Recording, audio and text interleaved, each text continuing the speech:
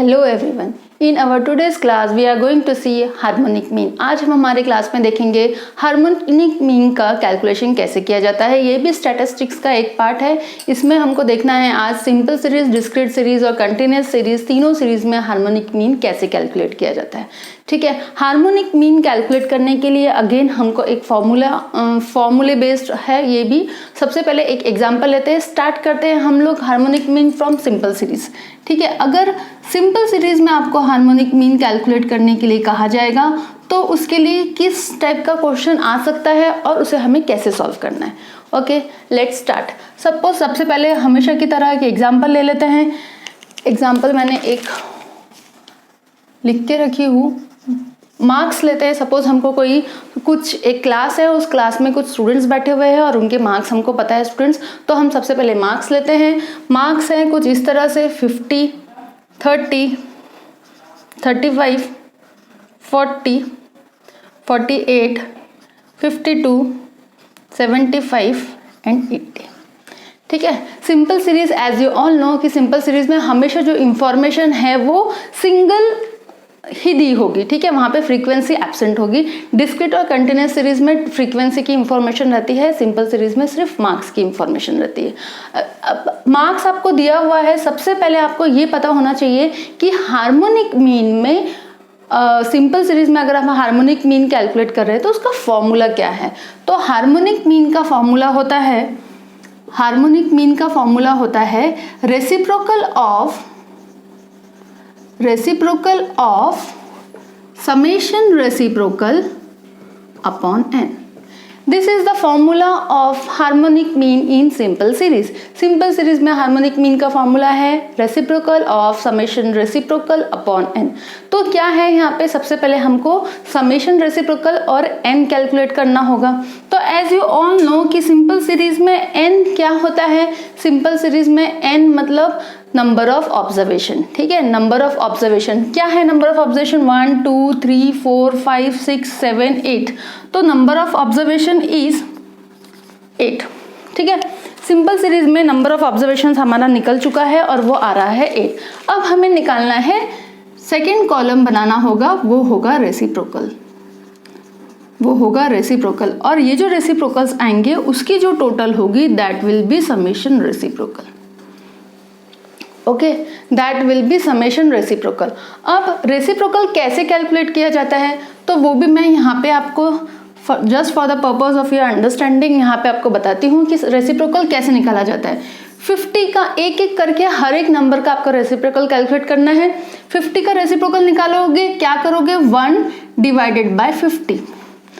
1 को 50 से डिवाइड करोगे तो आपका 50 का रेसिप्रोकल आ जाएगा, जो कि आता है 0.02। You can use your calculators and calculate it. ये आएगा 50 का रेसिप्रोकल 1 डिवाइडेड बाय 50, ये आता है 0.02। इस तरह से हमको सारे रेसिप्रोकल्स निकालना है। 30 का रेसिप्रोकल निकालते समय करोगे 1 divided bye 30 which will come 0.0333। ये रिकरिंग आएगा स्टूडेंट्स। आप जब कैलकुलेटर में कैलकुलेट करके देखोगे तो it will come in a recurring form. तो हमको ऐसे पूरा सारा डिजिट्स नहीं लेना है eight the time of calculation. ध्यान रखना कि पॉइंट के बाद सिर्फ 4 डिजिट तक हमको लेना होता है। तो सिर्फ 4 डिजिट तक लोगे और बाकी की वैल्यूज को इग्नोर कर दोगे। इसी तरह से नेक्स्ट निकालेंगे 35, यानी 1 डिवाइडेड बाय 35 करते हो तो it will come 0.2857। It will कम 0.2857। तो स्टूडेंट्स एज यू नो 0.2857, ये ऐसा कुछ वैल्यू आती है। तो अब आपको क्या करना है, अगेन आपको 4 डिजिट तक ही रखना है। ठीक है, तो जब हम राउंड ऑफ करते हैं स्टूडेंट्स, जब हम 4 डिजिट तक ही वैल्यू रख रहे हैं तो हमें राउंड ऑफ करना पड़ता है। राउंड ऑफ का वैल्यू क्या है, रूल क्या है, ये आप लोगों ने स्कूल में भी पढ़े होंगे कि जब हम 4 डिजिट तक रख रहे हैं तो 5th डिजिट को हम हटा दे रहे हैं। 5th डिजिट क्या था, 7। 5 या 5 से ज़्यादा वाली वैल्यू होती है तो हम उससे इमीडिएट पहले वाली वैल्यू को राउंड ऑफ कर देते हैं, यानी 5 अब बन जाएगा 6 और 7 को अब आप हटा दोगे वहाँ से। ठीक है, इस तरह से हमने इस वैल्यू को राउंड ऑफ कर दी। ये ध्यान रखिए कि हमको यूनिफॉर्मिटी मेंटेन करनी है, हमको पॉइंट के बाद सिर्फ 4 डिजिट वैल्यूज लेनी है। 40, अब आप 40 का राउंड ऑफ करोगे 1 डिवाइडेड बाय 40 तो इट विल कम 0.025। इसी तरह से सारा कुछ कर लेंगे 1 divided by 48 it will come 0.0208। Then 1 divided by 52 ये आएगा 0.0192। 1 डिवाइडेड बाय 75 0.0133। 1 divided bye 80 0.0125। इस तरह से स्टूडेंट्स हमको ये सारे रेसिप्रोकल्स निकालना है। जो आपको मार्क्स गिवन है उस मार्क्स के हमने रेसिप्रोकल्स निकाले। रेसिप्रोकल निकाल के उसको मेंटेन करें कि हम पॉइंट के बाद 4 डिजिट मेंटेन करेंगे और रेसिप्रोकल्स का अब करोगे आप टोटल। तो जो ये टोटल आएगा उसे कहेंगे हम समेशन रेसिप्रोकल। इसका जब आप टोटल करते हो तो ये आता है कुछ 0.1727। ठीक है, इसका जब आप टोटल करते हो तो ये आता है 0.1727। अब हमारे पास समेशन रेसिप्रोकल की भी वैल्यू है और हमारे पास n की भी वैल्यू है। अब हमें सिर्फ सिंपली क्या करना है, हमें फॉर्मूले में वैल्यू पुट करनी है एंड आंसर हमारा आ जाएगा। क्या करोगे, रेसिप्रोकल ऑफ समेशन रेसिप्रोकल आया था 0.1727, वो लिख देती हूँ मैं 0.1727 डिवाइडेड बाय n कितना आया था स्टूडेंट्स, n आया था 8, तो मैं यहाँ लिख देती हूँ 8। फिर हम इसे करेंगे डिवाइड, फिर लिखेंगे रेसिप्रोकल ऑफ। जब आप इसको डिवाइड करते हो तो ये आता है 0.0216। ठीक है, जब आप इसको डिवाइड करोगे तो इट विल कम 0.0216। अब आपको करना क्या है, 0.0216 का भी रेसिप्रोकल निकालना है। ध्यान रखना स्टूडेंट्स, इसके सामने लिखा हुआ है रेसिप्रोकल ऑफ, तो अब ये जो वैल्यू आई आफ्टर डिवीजन इसका भी आपको रेसिप्रोकल निकालना है। यानी करना क्या है, 1 डिवाइडेड बाय 0.0216 कर दोगे। जब आप ये करोगे तो आपका फाइनल आंसर आएगा दैट इज 46.296। जब आप इसको डिवाइड करोगे तो ये आएगा 46.296। इस तरह से सिंपल सीरीज में स्टूडेंट्स हार्मोनिक मीन सॉल्व किया जाता है। जो भी आपको इंफॉर्मेशन दी होगी उसका सबसे पहले आप निकालोगे रेसिप्रोकल निकालना बहुत इजी होता है। जो भी नंबर है उससे 1 को डिवाइड कर दीजिए। जो भी नंबर दिए हुए हैं उससे 1 को उस नंबर से डिवाइड कर दीजिए तो आपका रेसिप्रोकल आ जाएगा। रेसिप्रोकल का आप लेंगे टोटल, वो आ जाएगा समेशन रेसिप्रोकल। n से समेशन रेसिप्रोकल को डिवाइड कर दोगे, जो वैल्यू आएगी उसका फिर रेसिप्रोकल निकाल लोगे तो that will come harmonic mean in simple series. I hope आपको ये क्लियर होगा। If you want you can take a screenshot और you can note it down, right. चलिए अब हम देखते हैं डिस्क्रीट सीरीज में हार्मोनिक मीन कैसे सॉल्व किया जाता है।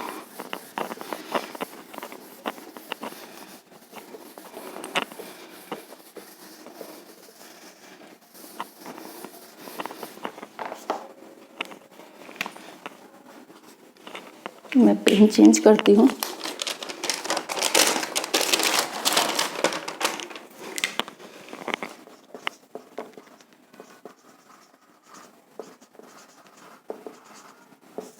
अब हम देखते हैं स्टूडेंट्स की डिस्क्रीट सीरीज में अगर आप हार्मोनिक मीन कैलकुलेट कर रहे हैं तो उसे कैसे किया जाता है।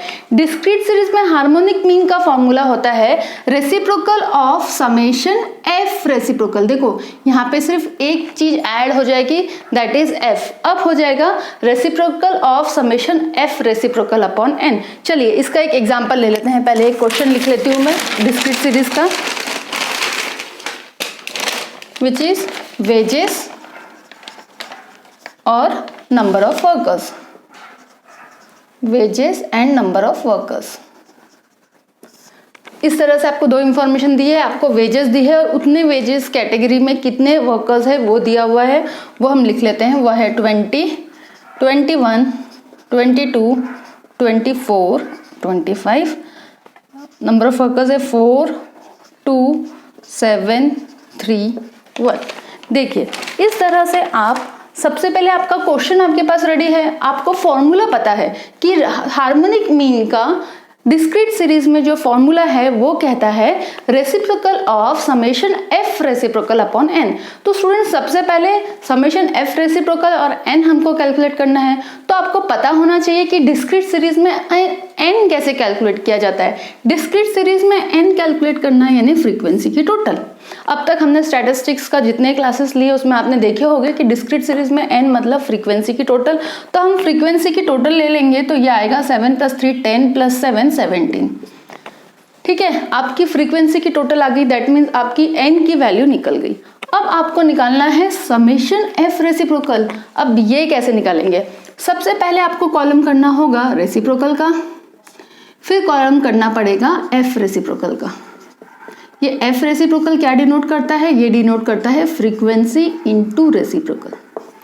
ठीक है, f रेसिप्रोकल का मतलब क्या होता है? फ्रीक्वेंसी को रेसिप्रोकल से मल्टीप्लाई कर दो।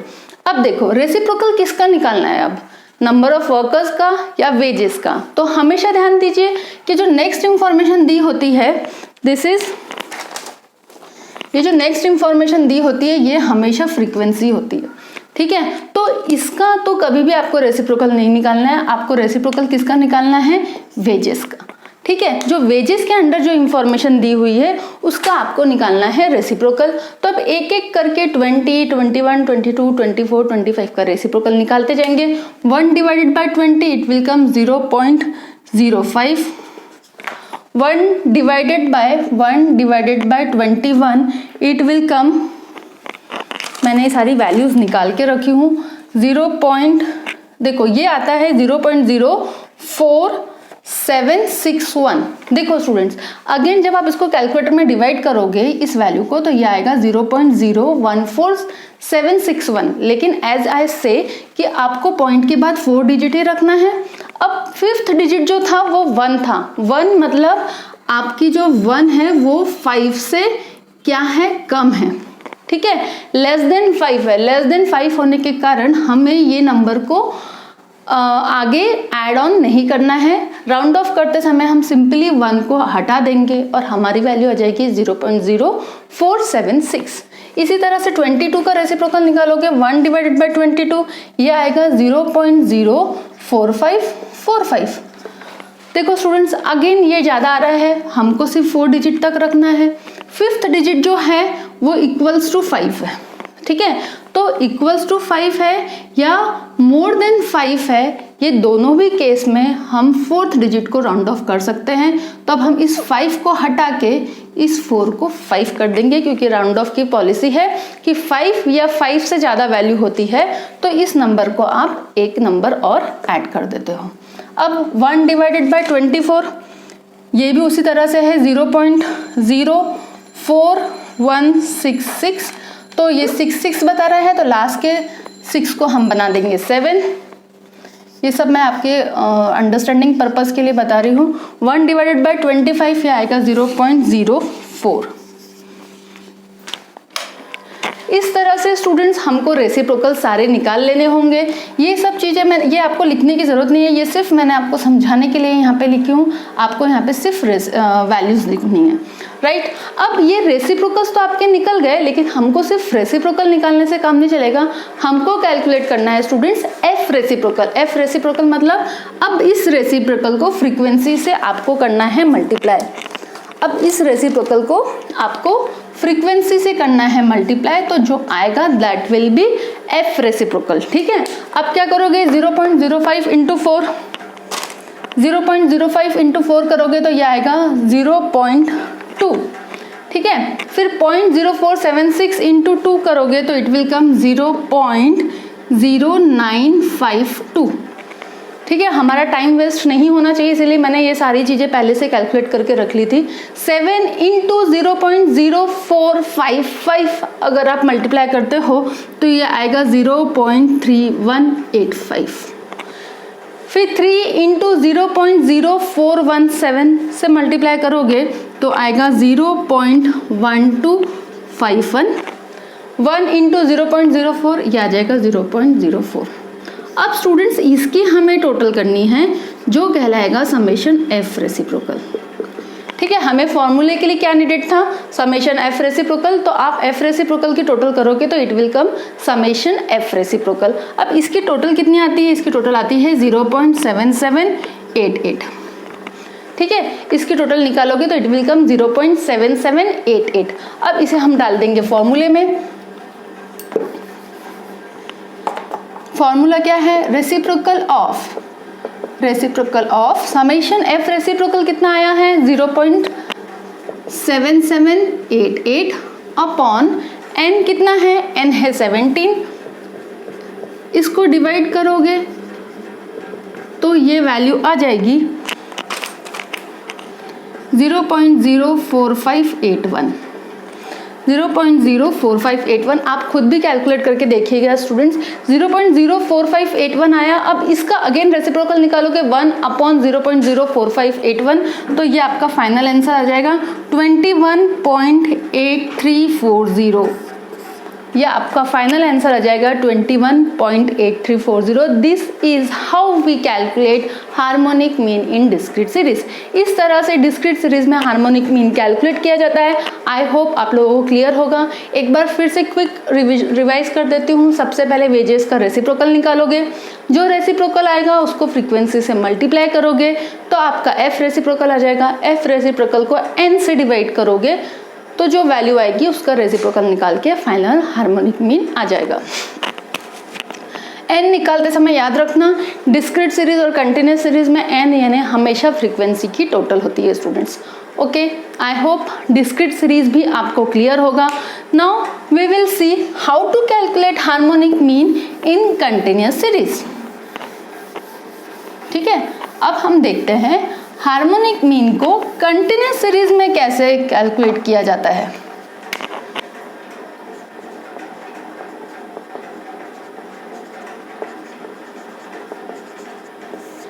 ठीक है, कंटिन्यूस सीरीज में आपको हार्मोनिक मीन कैसे कैलकुलेट करना है, अगेन उसके लिए एक एग्जांपल ले लेते हैं। Class interval and frequency. Class interval मैंने ली हूँ 6 to 10, 10 to 14, 14 to 18, 18 to 22, 22 to 26, 26 to 30। Okay, frequency है 5, 7, 12, 15, 9 and 2 लाइक दिस। अब हार्मोनिक मीन का कंटिन्यूस सीरीज में फॉर्मूला सेम यही है, reciprocal of summation F reciprocal upon N. लेकिन यहाँ पे एफ रेसिप्रोकल कैलकुलेट करने का तरीका थोड़ा सा डिफरेंट है। अब क्या डिफरेंट है, देखिए स्टूडेंट, डिस्क्रीट सीरीज में हम डायरेक्ट वेजेस या मार्क्स जो भी इंफॉर्मेशन दी है उसका हम लोग क्या कैलकुलेट कर लेते थे, रेसिप्रोकल। लेकिन क्योंकि अब ये कंटिन्यूस सीरीज है स्टूडेंट्स, तो यहाँ पे तो आपको जो इन्फॉर्मेशन दी होगी वो ग्रुप के फॉर्म में दी होगी, 5 to 10, 10 to 20, 20 to 30 like this. जैसे यहाँ पे दिया हुआ है 6 to 10, 10 to 14। अब यहाँ पे आप रेसिप्रोकल कैसे निकालोगे, तो इस केस में eight the time of calculating reciprocal in the case of harmonic mean or under continuous series, what you have to do is first of all you need to calculate mid value। first of all you need to calculate mid value। सबसे पहले आपको इसकी mid value निकालनी होगी।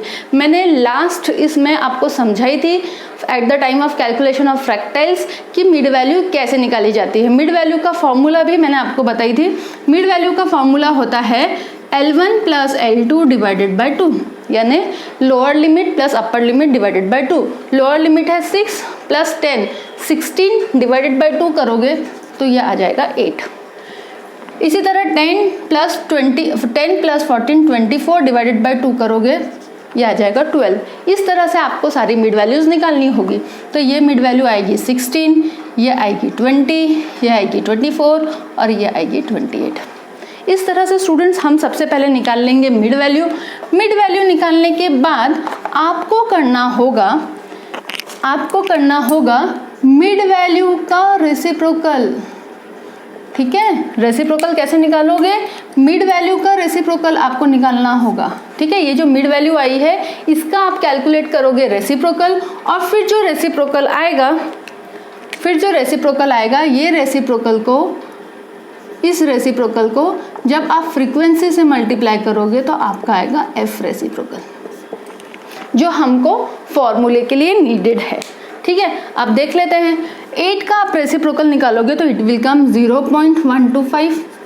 12 का reciprocal करोगे 0.0833। 16 का reciprocal 0.001 0.625, 20 का रेसिप्रोकल 0.05, 24 0.0416 आ रहा है तो 417 लिख रही हूँ मैं। 28 का reciprocal 0.0357. Like this you have to calculate the reciprocal first, then multiply this reciprocal with the frequency. 0.125 into 5 करोगे तो it will come 0.625. 0.0833 into 7 0.75. 0.0625 into 12